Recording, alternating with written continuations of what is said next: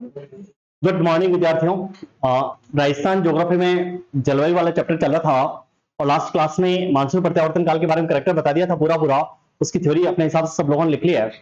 आज में उसी में झांकती हुई एक लास्ट हम क्वेश्चन बचा है वहां पे, वो है कि आपका मुख्य शीत ऋतु जो है इसके अंदर आपको क्या क्या चीजें पढ़नी पड़ती है।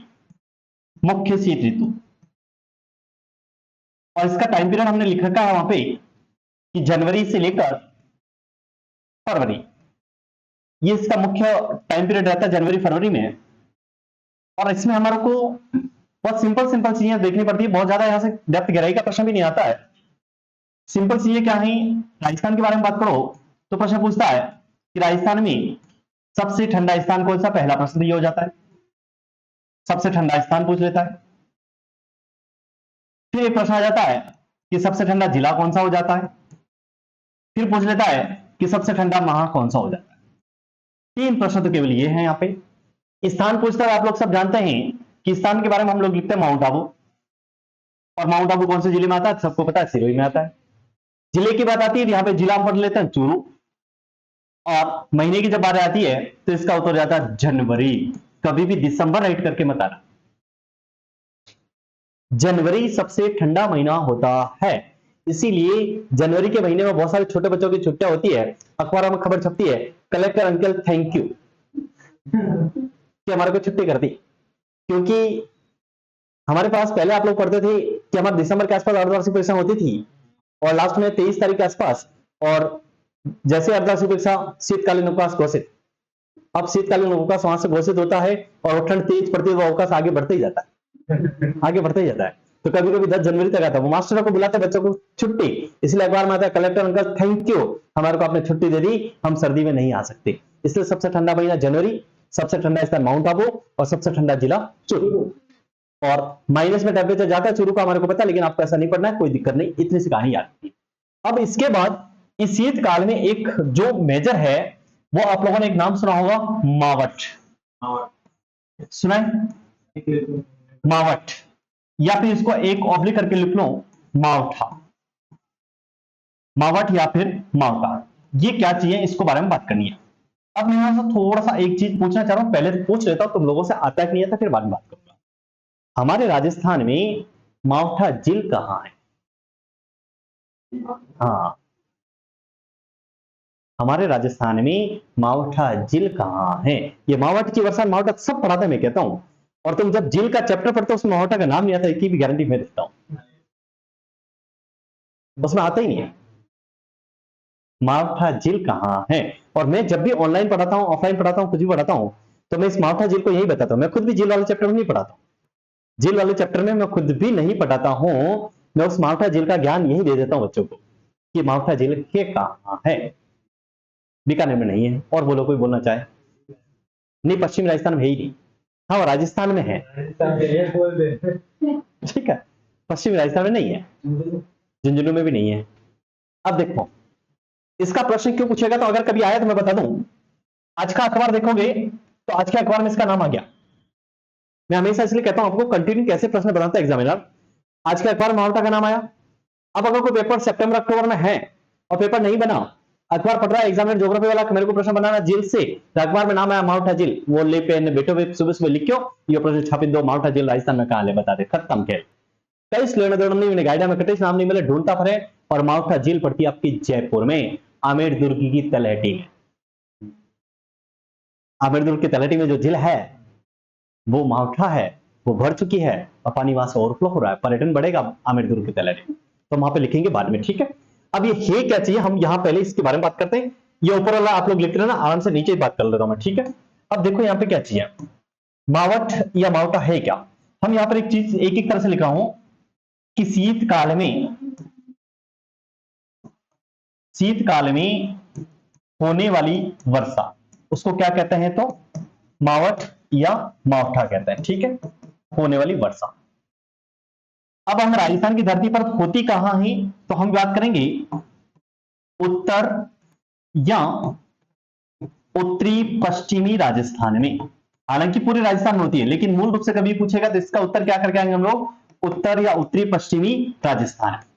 होती सभी जगह कोई दिक्कत नहीं, लेकिन मूल रूप से वहां से होती है। फिर ये जो वर्षा है ये किसके लिए लाभदायक होती है? तो याद रखना ये रबी की फसल के लिए लाभदायक होती है। किसकी लाभदायक होती है? रबी की फसल के लिए लाभदायक, रबी की फसल के लिए लाभदायक, लाभदायक।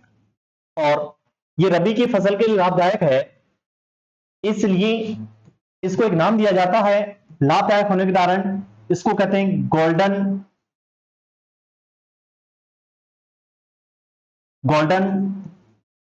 ड्रॉप्स या फिर सुनहरी बूंदे।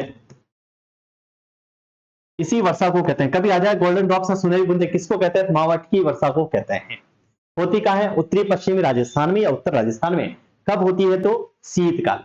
रबी की फसल है, उसमें लाभ कौन कौन सी फसल लेती है? मूल रूप से अगर कभी पूछे तो सबसे पहले लाभ पाने वाला फसल होगी वो कौन सी होगी? तो गेहूं। पड़ोस का उसमें जाएगा तो एक लाभ लेने वाला कौन सा होगा? ध्यान रखना, चना। कौन होगा? चना। फिर अगर जाओगे तो एक जौ, और फिर जाओगे तो एक सरसों, ये लाभ लेते हैं। और वीडियो मेंस का पेपर हुआ, लास्ट वीडियो भर्ती था, उसमें प्रश्न पूछा था कि मावठ की वर्षा से कौन सी फसल लाभान्वित नहीं होती है? तो ये रबी की फसलों के 3 नाम थे, और एक शायद उसने सोयाबीन डाला था, कपास डाला, वो खरीफ की फसल लाभ की चलाई। उल्टा प्रश्न उसने पूछ लिया, अपना दिमाग लगा। अब फिर हमारे पास प्रश्न यह है कि ये जो मावठ या मावठा की वर्षा होती है, इसका कारण क्या है? वर्षा होने का कारण क्या है? मेन चीज आपको इस बात को याद रखनी, ये कारण क्या है। तो इसका कारण क्या है अगर कभी प्रश्न आ जाए तो इस कारण में अगर देखोगे तो इस कारण में लिखा जाता है पश्चिमी विक्षोभ। क्या लिखते हैं? पश्चिमी विक्षोभ। या फिर हम इसको यूं कह सकते हैं भूमध्य सागरीय चक्रवात। पश्चिम विक्षोभ या भूमध्य सागरीय चक्रवात। और ये चक्रवात होते कैसे हैं अगर कभी आ जाए तो ये भूमध्य सागरीय चक्रवात जो हैं ये शीतोष्ण कटिबंधीय चक्रवात होते हैं। शीतोष्ण कटिबंधीय चक्रवात, चक्रवात। अब नाम से पता चल रहा है कि पश्चिम विक्षोभ है, भूमध्य सागरीय चक्रवात है। तो आपसे कभी प्रश्न पूछे कि पश्चिम विक्षोभ की उत्पत्ति कहां होती है, क्या उत्तर दोगे? पश्चिम विक्षोभ की उत्पत्ति कहां होती है, क्या उत्तर होगा? भूमध्य सागर। कहां उत्पत्ति होती है? भूमध्य सागर। इसी पश्चिम विक्षोभ को भूमध्य सागरीय चक्रवात भी कह रहे हैं हम लोग, और ये आता है शीतोष्ण कटिबंधीय चक्रवात है। और अगर ये चक्रवात या पश्चिम विक्षोभ जो है ये भारत पर किस कारण पहुंचता है, तो याद रखना ये पश्चिम विक्षोभ या भूमध्य सागर में भारत में पछुआ हवाओं से पहुंचता है। पछुआ हवाओं के कारण या हवाओं के साथ प्रवेश करता है। पछुआ हवाओं के साथ प्रवेश। पछुआ हवाएं क्या होती हैं? अगर इंडियन ज्योग्राफी पढ़ा है तो वहां पे मैंने बहुत सारे लोगों को बताया था, और नहीं है तो मैं सिंपल सी थ्योरी में दिखा दूं कि हमारे पास ये ग्लोब है, यहां पे होता है आपके पास 0 डिग्री, यहां ऊपर एक सिंपल सा बता रहा हूं 30 डिग्री, ऊपर आपके पास 60 डिग्री, हालांकि होता है 30 से 35, 60 से 65, और लास्ट में होता है 90 डिग्री। सेम कंडीशन आपको नीचे भी इसी तरह से 30 डिग्री, 60 डिग्री, और फिर आपका लास्ट में 90 डिग्री। अब इसमें क्या होता है, इसमें यहां जो हवाएं चलती इस तरह से, यहां इस तरह से, यहां पर भी ये इस तरह से चलेगी, दिशा है, और इधर आके इसकी दिशा ये हो जाएगी। और एक हवा अगर चलेगी यहां से, और कंडीशन से दिखाऊं तो यहां से इस तरह से चलेगी, इसकी हवा इस तरह से होगी, इसकी इस तरह से होगी, इसकी इस तरह से होगी, इसकी इस तरह से होगी। ये ऊपर वाली जो पवन है इसको कहते हैं ध्रुवीय पवन। इसके बाद ये नाम आता है, इसको कहते हैं पछुआ पवन, और इसके बाद ये नाम आता है, इसको कहते हैं व्यापारिक पवन। सेम कंडीशन नीचे भी, ये आपकी व्यापारिक पवन है, और ये आपकी पछुआ है, और ये आपकी ध्रुवीय है। तो भारत की धरती पे आने में योगदान किसी पवनों का तो क्या है? पछुआ पवन है। इसके अलावा शीत ऋतु से आपको कभी प्रश्न नहीं आए, ठीक है? इसको फटाफट लिख लेना, फिर कुछ लाइनें मुझे एक्स्ट्रा और लिखवानी है वो लिखवा देता हूं, ठीक है? जिन्होंने नहीं लिखा वो जल्दी जल्दी ऊपर से लिखना स्टार्ट करो फटाफट। मुझे कुछ चीजें और लिखवानी वो भी लिखवाऊंगा फटाफट यहाँ पे, क्योंकि एक नया प्रश्न है वो डॉक्टर हरिमोहन सक्सेना की किताब में से आएगा, बाकी किसी किताब में नहीं है। ठीक है, गाइडों में भी नहीं है वो प्रश्न। डॉक्टर हरिमोहन सक्सेना की किताब में लिखा है वो प्रश्न वहां से आएगा, उसको कैसे आएगा बताऊंगा, फटाफट लिखना है इसको एक बार।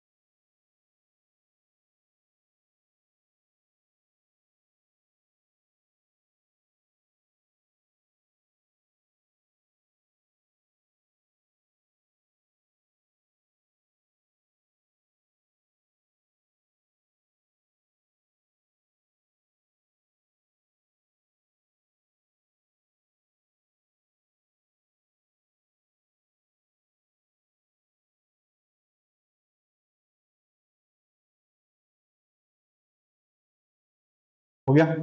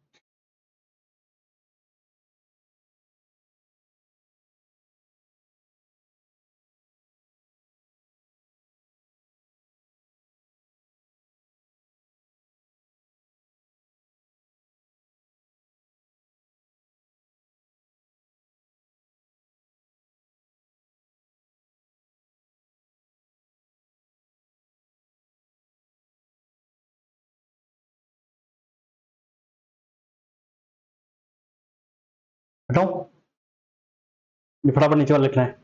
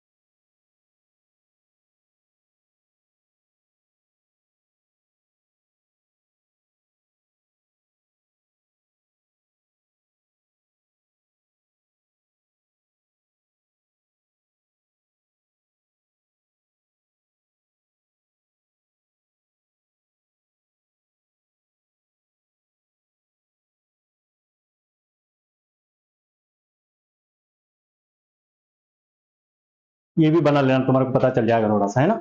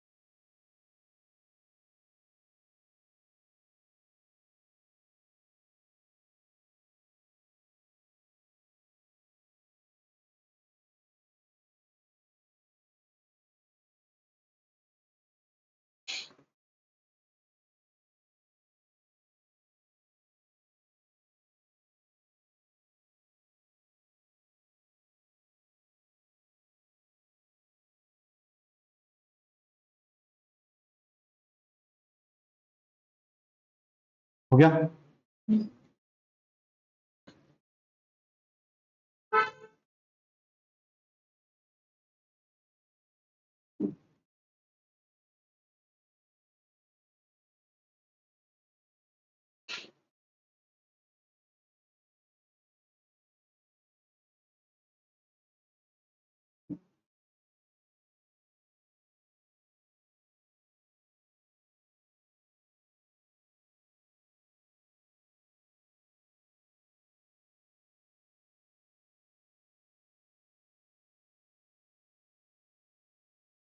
हो गया भैया? हो गया आपका?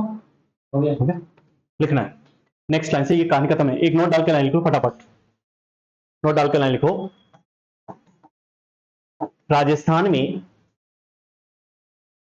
राजस्थान में मावठा झील, राजस्थान में मावठा झील, राजस्थान में मावठा झील, जयपुर में, जयपुर में आमेर दुर्ग की तलहटी में, मावठा झील जयपुर दुर्ग में, जयपुर में आमेर दुर्ग की तलहटी में है। ये थोड़ा सा देखना है, प्रश्न हो सकता है, ध्यान रख लेना, आज का अखबार में इसलिए थोड़ा सा पूछा जा सकता है। इसके बाद हम लोग लाइन लिख रहे हैं, जलवायु को प्रभावित करने वाले कारक, फैक्टर, जलवायु को प्रभावित करने वाले कारक, साथ के साथ लिखते जाना, प्रभावित करने वाले कारक।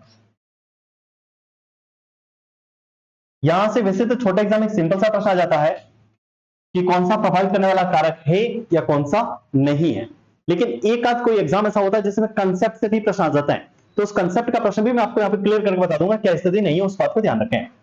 सबसे पहला जो कारक है वो कारक रहता है भूमध्य रेखा से दूरी, भूमध्य रेखा से दूरी, या फिर इसको लिखते हैं हम लोग अक्षांशीय स्थिति, अक्षांशीय स्थिति,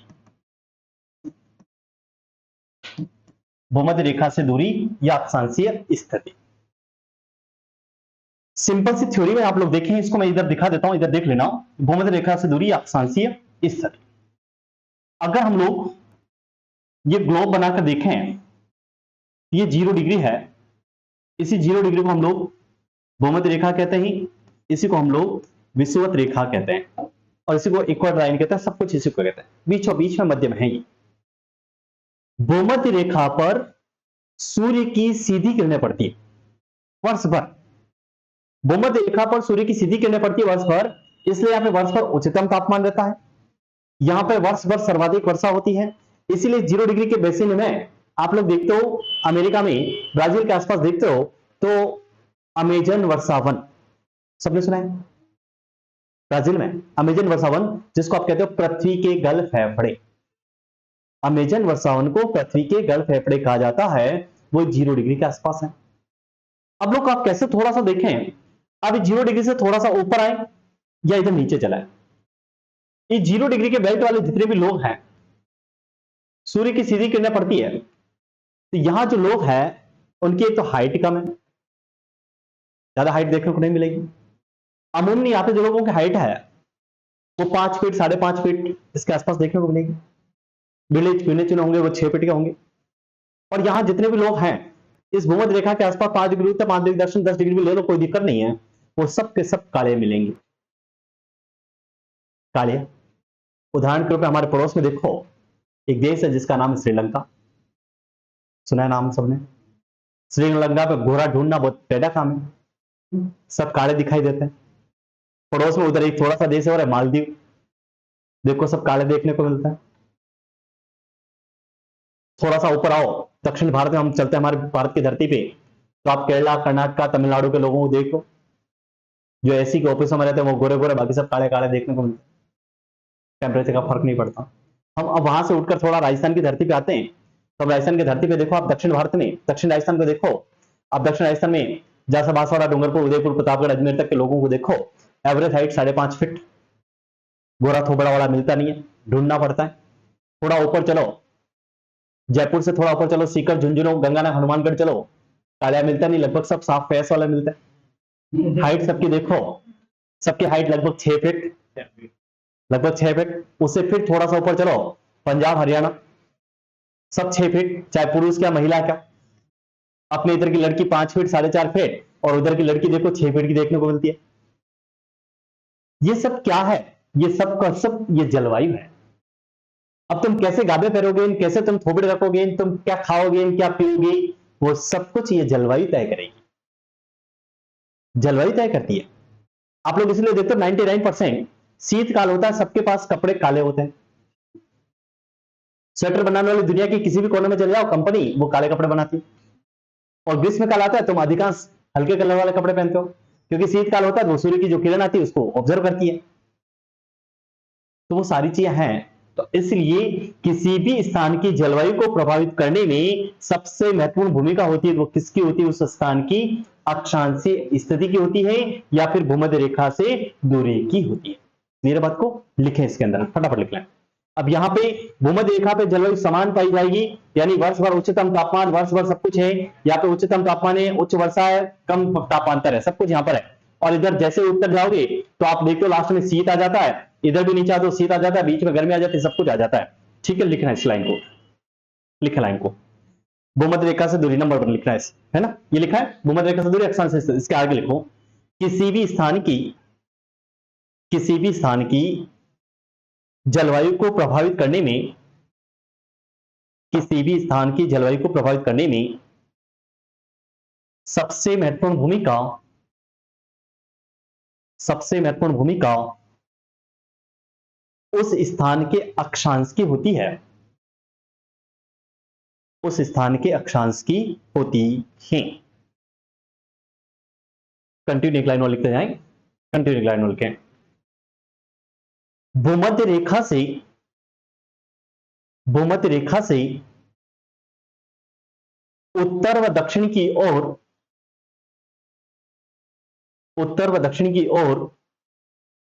बढ़ने पर, उत्तर व दक्षिण की ओर बढ़ने पर जलवायु में विषमताएं आती रहती हैं, जलवायु में विषमताएं आती रहती हैं, जलवायु में विषमताएं आती रहती हैं। नेक्स्ट नंबर 2 लिखो। नंबर 2, समुद्र से दूरी, समुद्र से दूरी, या इसके क्वेश्चन लिखना महाद्वीपीयता, समुद्र से दूरी या महाद्वीपीयता, समुद्र से दूरी या महाद्वीपीयता। आप लोग देखो, यह समुद्र का किनारा है, तो इस समुद्र के किनारे पे भले आप शीतकाल में हो, भले ग्रीष्म काल में हो, कभी किसी भी काल में चले जाओ, तो इस समुद्रों के किनारे सब लोग आधे गाबे वाले मिलते हैं, पूरे कपड़े पहने हुए लोग नहीं दिखाई देते। देखते हैं आप लोग, क्योंकि वो जलवायु जो है वहां की एक जैसी रहती है, साल भर कोई फर्क नहीं पड़ता कि गर्मी है, सर्दी है, वर्षा है, वो उनको एक जैसा रहता है। इसलिए कहते हैं समुद्रों के किनारों पर जलवायु समान होती है, और जैसे जैसे इस किनारों से आंतरिक भाग की ओर बढ़ते हैं तो विषमताएं बढ़ती जाती है।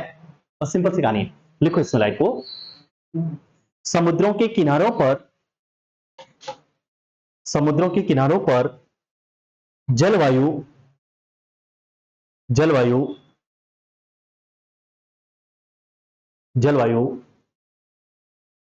सम रहती है,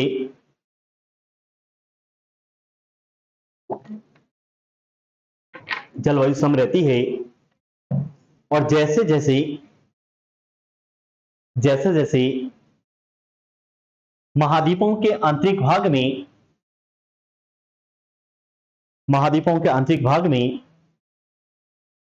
बढ़ते जाते हैं,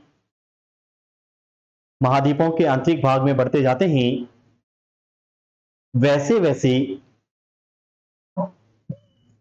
वैसे विषमताएं बढ़ती जाती है, विषमताएं बढ़ती जाती हैं। यहीं पर देखो एक चीज हम और लिख लेते हैं हम लोग, ये अपना जो राजस्थान है, राजस्थान की दूरी किससे? राजस्थान बंगाल खाड़ी से कितना दूर है? बंगाल की खाड़ी से, फिर हमारे पास राजस्थान अरब सागर से कितना दूर है,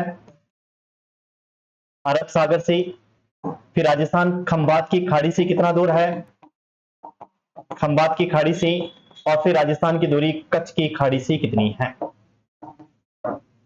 यह आना चाहिए अब। कुछ पता है किसी को? और ये राजस्थान का दक्षिणी कॉर्नर होगा, इस बात को याद रखना, उत्तरी कॉर्नर से बात नहीं करता, ठीक है। राजस्थान का दक्षिणी कॉर्नर होगा। कितनी दूरी है, कोई पता है किसी को? बंगाल खाड़ी से कितना दूर है हम? बंगाल खाड़ी से हम दूर है कितने, याद रखना 1600 किलोमीटर। कितने दूर है हम लोग? बहुत दूर है अपने से। बंगाल खाड़ी से हम 1600 किलोमीटर दूर हैं। अगर हम अरब सागर की बात करें तो हम लोग यहाँ 400 किलोमीटर हैं। कच्छ की खाड़ी से बात करेंगे, खंबात की 257 है। ये किलोमीटर ध्यान रखना है ना, 257। और लास्ट अगर कच्छ की खाड़ी की बात करेंगे तो कच्छ की खाड़ी से हम लोग हैं 225, 225 किलोमीटर, ठीक है। ये इसको किलोमीटर के फॉर्मेट में लिखने हैं, और ये इसमें से कोई कोई एक आर्थिक समीक्षा में लिखा हुआ, इसलिए आपसे पूछा जा सकता है।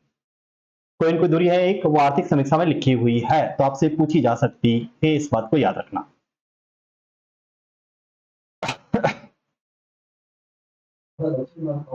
हाँ, दक्षिण से काउंट होगा। बंगाल खाड़ी से 400 किलोमीटर, 1600 किलोमीटर, अरब सागर से 400 किलोमीटर, खंबात खाड़ी से 257 किलोमीटर, और कच्छ की खाड़ी से 225 किलोमीटर। ये दूरी है, थोड़ा सा ध्यान देना, यहां से प्रश्न आ सकता है।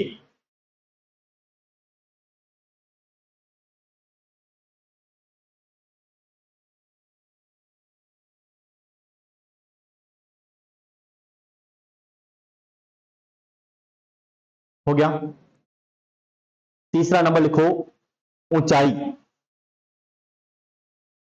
ऊंचाई, और ऊंचाई है कहां से, तो लिखना समुद्र तल से ऊंचाई। समुद्र तल से ऊंचाई। अब मैं एनसीईआरटी का एक शब्द बता रहा हूं, जो एनसीईआरटी की किताब में लिखा है, जलवायु को प्रभावित करने वाले कारक में, वहां पे ऊंचाई नहीं लिखी है। वहां पे एक शब्द लिखा है, वो शब्द बहुत कम लोग जानते हैं, बहुत कम लोगों को पता है। उसका उत्तर अगर आया तो मैं कह देता हूं, उसका उत्तर आपको एक शब्द लिखना पड़ेगा, क्वेश्चन लिखना, तुंगता। ये एनसीईआरटी की किताब में लिखा है, तुंगता, एनसीईआरटी किताब में लिखा है। हाँ, बस यही तो बात है। ऊंचाई का एक शब्द रहता है, तुंगता लिखा जा सकता है, वो एनसीईआरटी की किताब में लिखा, बाकी किसी किताब में नहीं लिखा है। गाइड वाला था ही नहीं, गाइड वाला तो पता ही नहीं कहां लिखा है। और एनसीईआरटी वाले ने ऊंचाई नहीं लिखी है, ऊंचाई से होता है, लेकिन ऊंचाई ना लिखकर वो लिख ले, मान लो तुंगता लिखते, तुम क्या कर लो, है ही नहीं, उत्तर ही नहीं है। लोग कहेंगे ये तो कहां से आ गया, गलत आ गया, है ना। तो गलत नहीं है, वो एनसीईआरटी की किताब में लिखा है, मैंने पढ़ रखा है, आप चिंता ना करें, ठीक है। मैंने बहुत सारी चीजें पढ़ रखी है। लिखो, इसके आगे लाइन लिख रहे हैं, राजस्थान का माउंट आबू,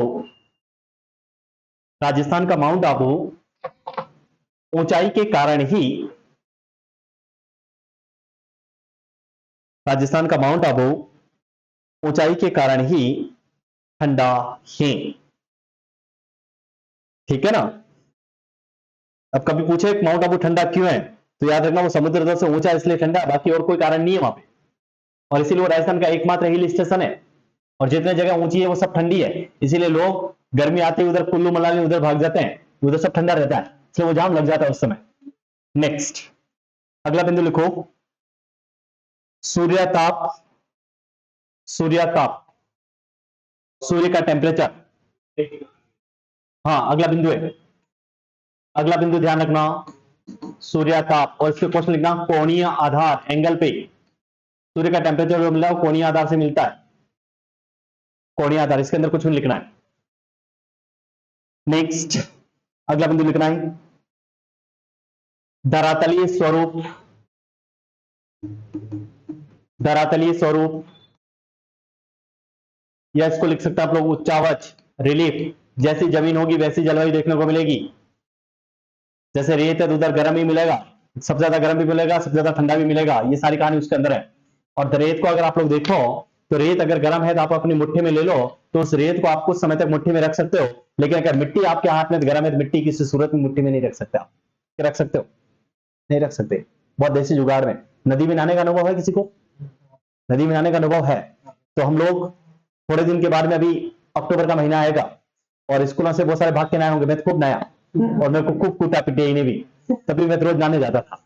और स्कूलों में से जब बच्चे नहाने के लिए जाते हैं, अक्टूबर का महीना होता है, सुबह शाम ठंड लगी, दिन में तेज गर्मी पड़ती है, दिन में तेज गर्मी पड़ती है, वो नहाने के लिए जाते हैं तो नदी के किनारों पे नहाते नहाते फिर रेत होती है, उस रेत में लौट जाता है और रेत उनको गरम गरम लगती है, बहुत बढ़िया।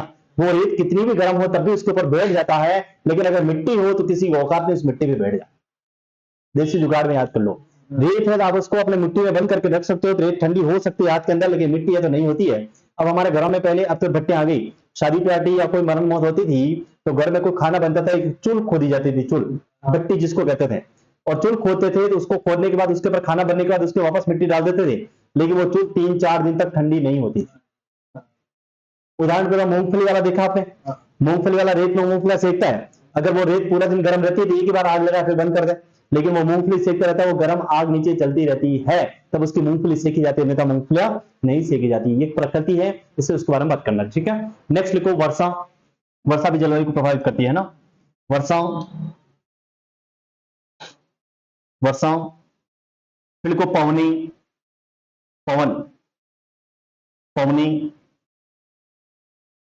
फिर लिखो मृदा की संरचना, मिट्टी, सोइल स्ट्रक्चर, मृदा की संरचना, मृदा की संरचना। और लास्ट महासागरीय धाराएं, महासागरीय धाराएं, महासागरीय धाराएं। और इस महासागरीय धाराओं से एक प्रश्न आपको पूछा जा सकता है, महासागरीय धाराएं। और इसमें एक मैं सिस्टम के साथ यहां पे बना रहा हूं, दो धाराओं के बारे में आपको पढ़ना है, ज्यादा दिमाग नहीं लगाना है। एक आप नाम सुना होगा अल नीनो, सुना है क्या? या जिसको एल नीनो भी लिख लो तो कोई समस्या नहीं, ठीक है, ध्यान रखना, अल नीनो या एल नीनो। और एक होती है ला नीनो, क्या होती है? La Nino. El Nino, El Nino, La Nino, अगर इनको देखो एक एक सिस्टम के आधार पे, सबसे पहले इसकी प्रकृति कैसी होती है, यानी ये धारा है कैसी। अगर इस प्रकृति की बात करोगे, अल नीनो कैसी धारा, याद रखना गर्म जलधारा है। कैसी है? गर्म जलधारा। और ये कैसी जलधारा है? तो ये जलधारा आपकी कैसी है? ये ठंडी जलधारा है, ठंडी जलधारा। फिर हम बात करें कि इनकी उत्पत्ति कहां होती है, तो अगर इनकी उत्पत्ति के बारे में जाओगे, उत्पत्ति, तो याद रखना दोनों उत्पत्ति कहां है इनकी? प्रशांत महासागर है। कहां पर है? प्रशांत महासागर। कोई दिक्कत नहीं, दोनों एक ही सब लिख सकते हो, प्रशांत महासागर लिख सकते हो, कोई इश्यू नहीं है। ठीक है, प्रशांत महासागर। और प्रशांत में भी अगर कभी पूछे कौन सा सागर है, तो इसको याद रखना पूर्वी प्रशांत महासागर की बात करेगा। ठीक है, पूर्वी प्रशांत महासागर। फिर बात करें इनकी उत्पत्ति होती कब है? ये अल नीनो जो है, ये 4-5 वर्षों में एक बार, 4-5 वर्षों में एक बार 25 दिसंबर के आसपास, 25 दिसंबर के आसपास, और ये आएगा, उसके बाद ये अल नीनो आएगी यानी ला नीनो आएगी। फिर हम थोड़ा सा नीचे ले चलें तो इसका शाब्दिक अर्थ, इन दोनों का शाब्दिक अर्थ क्या होता है?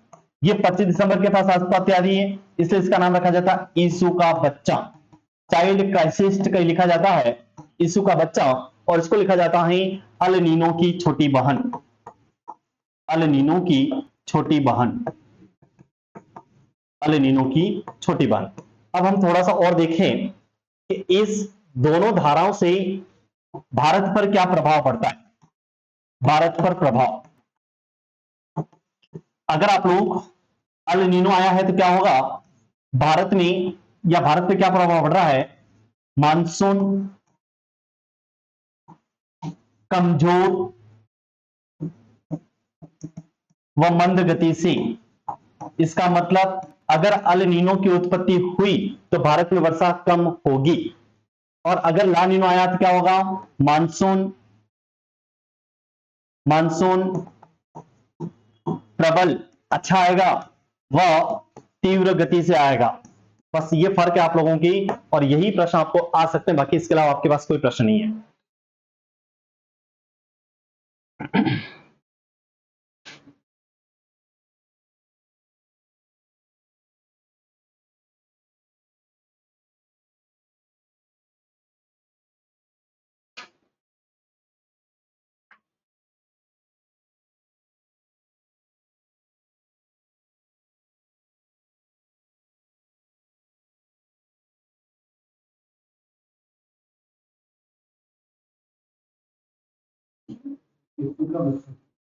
यीशु का बच्चा, क्योंकि 25 दिसंबर किसका क्रिसमस डे, इसलिए उसको कहते हैं इसका बच्चा। ठीक है, चाइल्ड क्राइस्ट या यीशु का बच्चा, कुछ भी कह सकता है।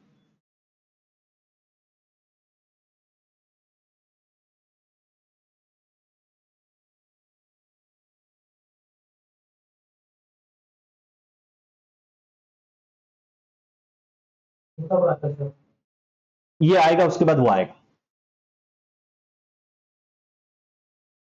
इसलिए उसके बारे में नहीं पूछता, वो इसके से पूछता है। हो गया, बोलो आगे लाइन को, नेक्स्ट लाइन को लिखो। ये खत्म हो चुका है, ठीक है ना, इतनी ही है बस। आगे एक लाइन लिखना है, आगे एक लाइन लिखो। राजस्थान में चलने वाली, राजस्थान में चलने वाली प्रमुख हवाएं, राजस्थान में चलने वाली प्रमुख हवाएं या पवने, राजस्थान में चलने वाली प्रमुख हवाएं या पवने।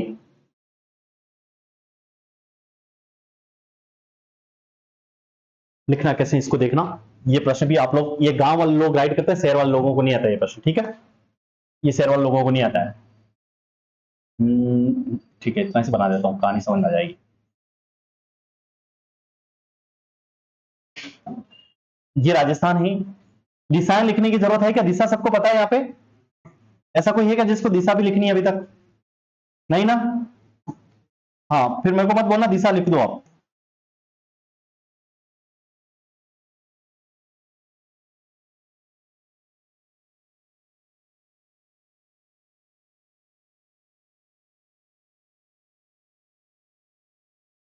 दक्षिण से उत्तर की ओर चलेगी उसको कहेंगे लंकाव। हमारे गांव की भाषा में कहते हैं लंकाव बानर मकान, दक्षिण दिशा की तरफ होता है उसको लंकाव कहा जाता है।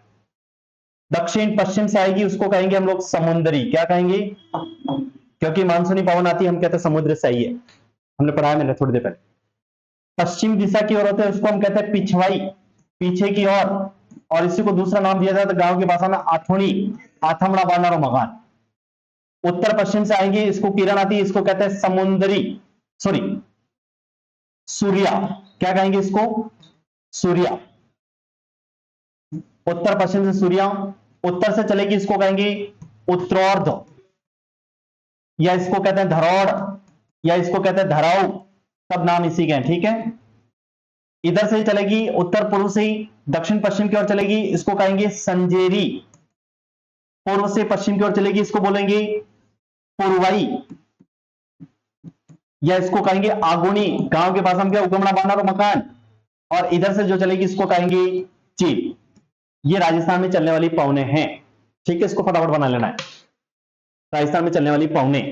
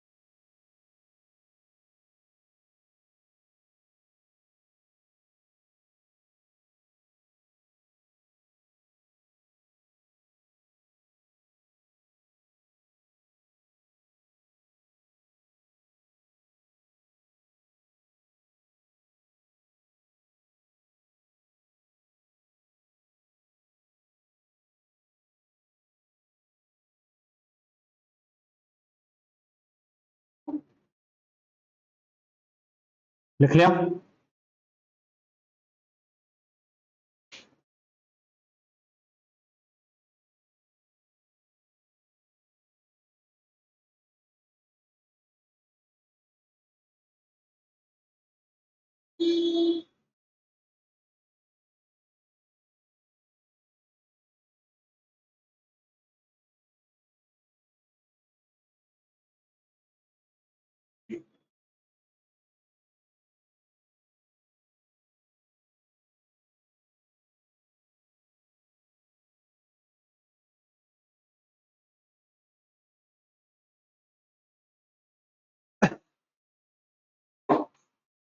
बोलो आगे लाइन को बोलो, नीचे लाइन लिखना है, एक्शन लाइन है, जल्दी से करना। पौष माह में चलने वाली, पौष हिंदी महीने पढ़ते हो, चैत्र वैशाख जेठ आषाढ़ श्रावण भाद्रपद ऐसे पढ़ा है ना। पौष माह में चलने वाली हवा को सिली कहा जाता है। पौष माह में चलने वाली हवा को सीली कहा जाता है। पौष माह में चलने वाली हवा को सीली कहा जाता है। नेक्स्ट लाइन, ज्येष्ठ माह में, ज्येष्ठ माह में चलने वाली हवा, ज्येष्ठ माह में चलने वाली हवा अरडाव कहलाती है। अरडाव, ज्येष्ठ माह में चलने वाली हवा अरडाव कहलाती है, अरडाव कहलाती है। नेक्स्ट लाइन, नेक्स्ट लाइन, वाष्प के कणों के साथ, वाष्प के कणों के साथ, वाष्प के कणों के साथ चलने वाली हवा,